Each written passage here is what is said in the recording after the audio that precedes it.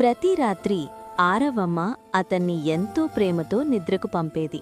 అతని నుదిటిపై ముద్దు పెట్టి పక్కన కూర్చొని అందమైన కథలు చెప్పేది.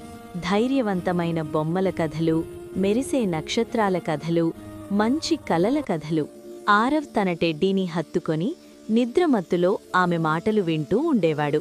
ఆ రోజు కూడా కథ పూర్తయ్యాక మధురమైన కలలు కనాలి నాన్నా అని అమ్మ మృదువుగా చెప్పి దీపమాపి ఆరవ్ నిద్రపోయాడని చూసుకుని నెమ్మదిగా గదిని వదిలి వెళ్ళింది. అప్పుడే నిజమైన మాయ మొదలైంది.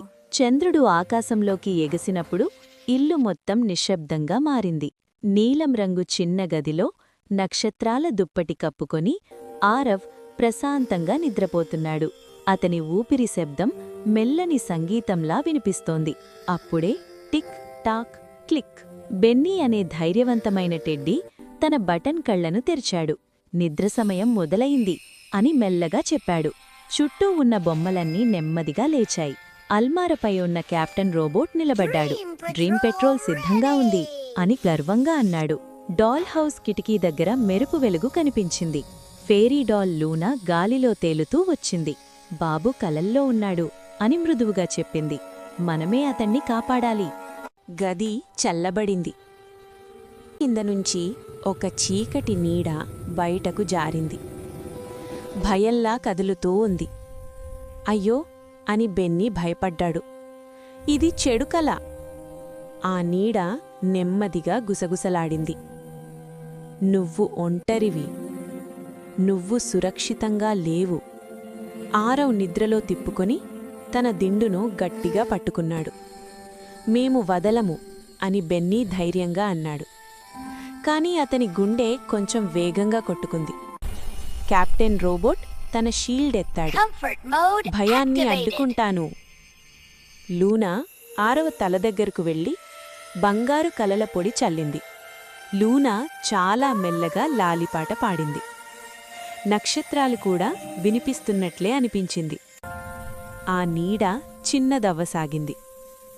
నీకీ గది చెందదు అని బెన్నీ కోపంగా కాదు, దయతో అన్నాడు. ఈ బాబు సురక్షితంగా ఉన్నాడు. పుఫ్!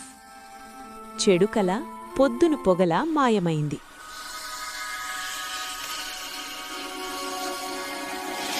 ఆరవ్ నిద్రలో చిరునవ్వు నవ్వాడు. అతను కలలో బెన్నీ వెనక కూర్చుని ఆకాశంలో ఎగురుతున్నాడు. మేఘాలను కెప్టెన్ రోబోట్ కాపాడుతున్నాడు. లూనా నక్షత్రాలతో దారి చూపిస్తోంది. నిద్రలో మునిగిపోయిన ఈ ప్రపంచం కంటే ఆ కలల మధ్యలో వెలుగులతో మెరుస్తూ ఒక అద్భుతమైన మాయా మహల్ నిశ్శబ్దంగా నిలిచియుంది. ఆ మహల్ దగ్గర మన చిన్న ఆరవ్ ఆనందంగా నవ్వుతున్నాడు. మృదువైన మేఘాలతో చేసిన చిరునవ్వు చిందించే ఎగిరే ఏనుగు మీద కూర్చుని ఆకాశంలో మెల్లగా తేలుతూ ప్రయాణిస్తున్నాడు.